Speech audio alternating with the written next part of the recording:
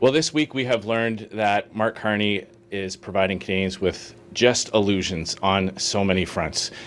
Take housing starts. After promising Canadians that he would increase the number of homes built in Canada to 500,000, his own housing department, CMHC, announced today that not only are housing starts down last month by 6% on an annualized basis, but they are projecting a 21% decline over the next 2 years. So not only are new homes not being built at the pace promised, Mark Carney is actually delivering fewer homes than before. This is devastating news for young Canadians especially who dream of home ownership, who are forced to put their lives on hold because they've been priced out of the market. And rather than follow through on his promise to build at unimaginable speeds, Mark Carney is actually going to deliver 21% fewer homes over the next 2 years. On wildfires, so many parts of Canada are being ravaged by wildfires, and we learned this week, thanks to the union of employees, that Mark Carney actually cut the nerve center, what the experts called the nerve center for the federal government, to respond, plan, and prepare for wildfires. He cut that staffing by 50%. So right when Canadians need emergency services the most, Mark Carney actually cut jobs from the very people who coordinate the response to wildfires across the country. Just devastating news for anyone who's facing the threat of wildfires or who have already been forced to evacuate or who have lost their homes. And then on the Gordie Howe Bridge, Mark Carney, after promising that he had some kind of special powers, that he could deliver wins for Canada, after handing over concession after concession, he actually hid the Gordie Howe deal with the US because he was so embarrassed by it, and rightly so. The previous government had secured a 100% toll collection agreement where Canada would keep 100% of the tolls until the construction costs were repaid. Mark Carney just signed away a deal that gives 50% of those revenues, fully half of the expected revenues that Canadians were supposed to receive, now go to the United States, including a special envelope for economic development in Michigan. So instead of dollars going to repay Canadians, taxpayers' investment in that bridge, those tolls are going to go to help create economic opportunities in the United States. And Mark Carney tried to hide this from Canadians. This is just another example of how Mark Carney is just delivering illusions for Canadians, no real results. He's been Prime Minister now for over a year, and nothing has gotten better. So with that, happy to take your questions. This nerve center you mentioned, where is it located, and what did the staffing level used to be, and what do you believe the staffing level is now? So I can get you the information on what it was. What we found from the union representing the employees was that fully 50% of those positions were eliminated. And not only in that nerve center, but 17 positions as well across the country who do things like wildfire mapping, who identify hotspots of risk factors and things like that. This is also just about the 2-year anniversary of the horrible wildfires in Jasper, where whistleblowers and Conservative MPs at committee were raising the alarm that proper forest management was not being done, a lot of dead trees on the ground acting as a tinderbox all around Jasper. The Liberal government ignored all those concerns, and we saw the devastating results. And now we learned today that they're continuing this reckless practice by cutting 50% of those positions at that government operations center, that nerve center. So, Mark Carney finds billion-dollar bailouts for condo developers. He finds money for gender-just rice farming in Vietnam, but he can't find funds to keep Canadians safe from wildfires. It's just devastating news for Canadians whose lives have been so terribly affected by wildfires this season.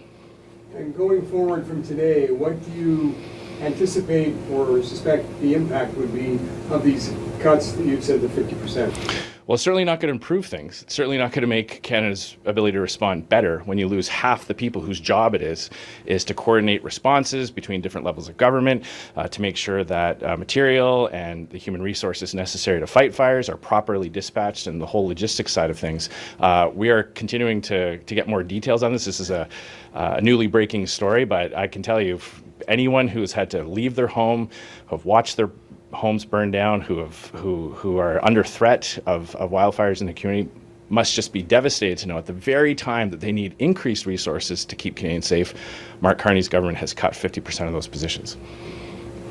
On the Gordie Howe International Bridge, a committee meeting has been called for next week to discuss the deal. What do you expect to come out of that meeting? Who do you think we should hear from? Well, first and foremost, we're calling on the Liberal government not to shut down this meeting. They've done this in the past where opposition MPs recall a committee to get to the bottom of things, and we've seen the government just use their newfound majority to just completely kill the investigation. This is a major expenditure for the Canadian people. Canadian taxpayers built 100% of the costs for this bridge, including hookups to U.S. interstates. And the deal was, in return, we would get repaid first. The Canadian taxpayer would be kept whole first. Mark Carney can't even come clean. He can't even admit to Canadians what's in the deal. So we'd like to start with actually seeing the agreement. We'd like to get an understanding from the government. Did they get anything in return for this concession? We've seen Mark Carney offer unilateral concessions before and get nothing for them. He very quietly dropped retaliatory tariffs in the middle of a campaign and kept that hidden from Canadians. He backed down on the digital services tax and got nothing in return. So he just gave up 50% of the toll revenues, pushing back the repayment timelines for Canadians by 15 years. Did he get anything in return? What did Canada get out of this deal? And would you support the federal government using retaliatory measures if they don't reach a deal with the Trump administration by August 19th? Well, I'm glad you brought up this deadline. This is yet another Mark Carney promise. He promised last year that he would get a deal by July 21st. Last year. We're now well past that. This year, it's over a year late. We've said before that we can't control what Donald Trump does. The U.S. president is going to do what he's going to do. But Mark Carney has not made Canada stronger. He has not done the things that make Canadians less competitive compared to our U.S. competitors. For example, Mark Carney has kept the industrial carbon tax in place on Canadians. That means any manufacturer that's looking to expand or build in Canada versus the United States sees a big, huge tax slapped on all their products. So we've seen over the last 11 years of Liberal governments, $1 trillion leave Canada.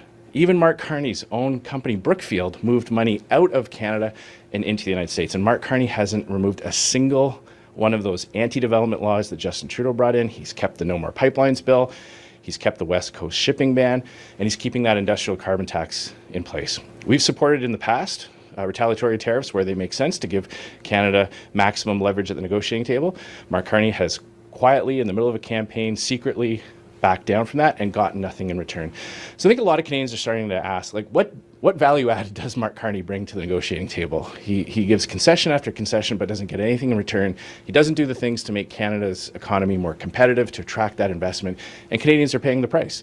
They're paying the price through higher inflation, through lost jobs opportunities, and watching those investment dollars flow to our biggest competitor, the United States. The Prime Minister just called the Gordie Howe Bridge Agreement, quote, a good deal for the future of commerce. And Premier Doug Ford said something very, very similar along the same lines. What do you make of that characterization? Well, all I point out is that the original deal was that Canadians would be paid first. We would get 100% of the revenue until those construction costs were paid off. This new deal, government officials are admitting, sees 50% of that revenue go to the United States immediately. None of the construction costs, none of the debt servicing costs are calculated into the net profits that the Americans will now take 50% of. So Mark Carney has to explain to Canadians how they're better off. How are we better off losing 50% of the revenue? I mean, he's a banker. He should be able to answer these kinds of questions. I don't know too many investors that would think losing half of what you were promised is a win unless he's got something to tell Canadians that he's keeping secret. Did he get anything back from the United States in return? Is this going to lead to a deal on CUSMA? Is this going to lead to any easing of any tariff? So far, the answer is no. So Mark Carney continues to just say things that bear no connection to reality. 50% is less than 100%. That's just math. And the Prime Minister was asked today if he lied when previously explaining this agreement. His response was that he could have done a better job explaining things. Do you think he misled Canadians? Absolutely. Absolutely he did. He told Canadians that Canadians would be paid back first, that the construction and debt servicing costs would be factored into this. Now we know that just wasn't true. Mark Carney saying that he could have been clear is the closest thing you get to a Liberal admitting that they deliberately misled Canadians. If he was so proud of this deal, if he thinks it's such a win, why did he keep it hidden? And we'll see. We'll see when we have this committee meeting. If Liberal MPs shut this meeting down, we know that's because they've got something to hide. When I'm proud of my work, when I was a kid, you stick it on the fridge. When you're proud of your kids' homework when they come in, you stick it on the fridge with a big, a gold star on the front. If Mark Carney loves this deal and think Canadians are going to really appreciate giving up 50% of what was owed to them, he should be proud of it. He should stand by it and allow the committee to really investigate this. If it did lead to concessions on the threats of 50% tariffs before, August 19th, would that change your viewpoint on this topic? Well, so far there's no indication that that's the case. In fact, tariffs are only getting worse. So again, if Mark Carney thought that this was a path towards getting a deal, he should be upfront with Canadians. I think that's the biggest thing here. Canadians have a right to know. It's their money.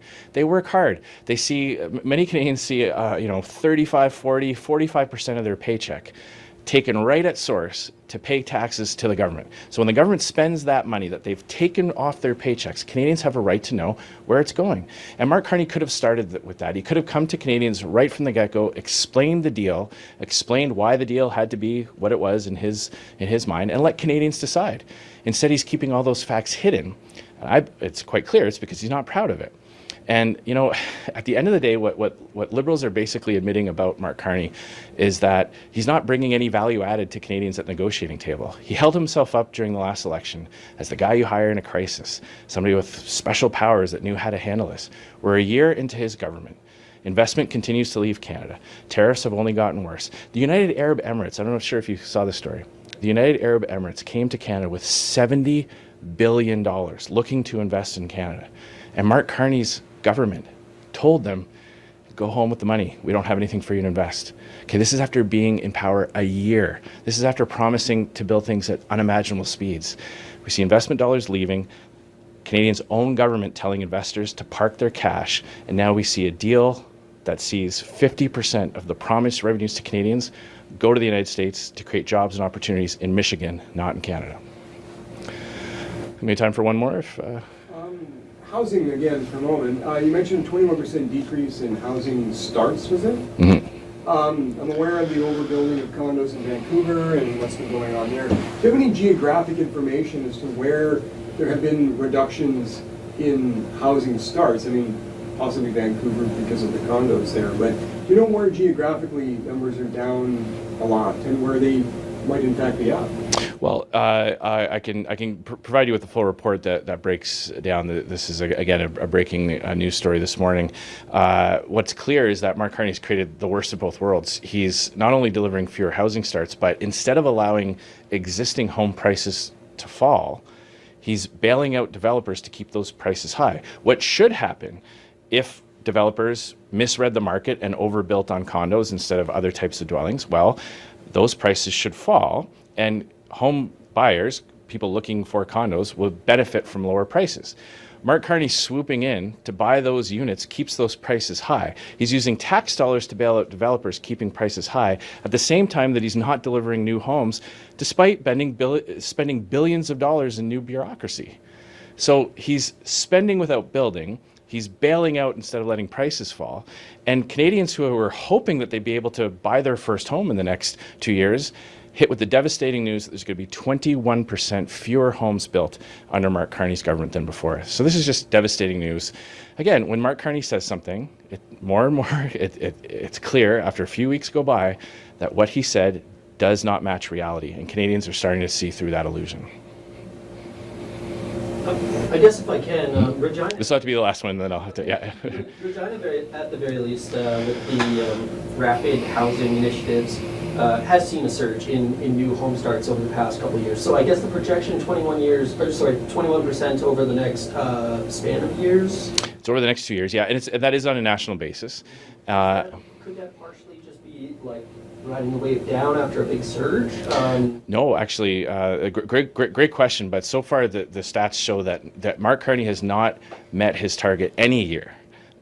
So it's not like there was a big surge and then a bit of a collective breath catching by the industry. They've never hit their targets. They've never had that big increase. And now we get hit with the news that not only will those home starts not go up, they're actually going down. So it's just, again, another instance of Mark Carney spending billions of new dollars on bureaucracy instead of getting results, and Canadians are paying the price. Thanks very much. Okay.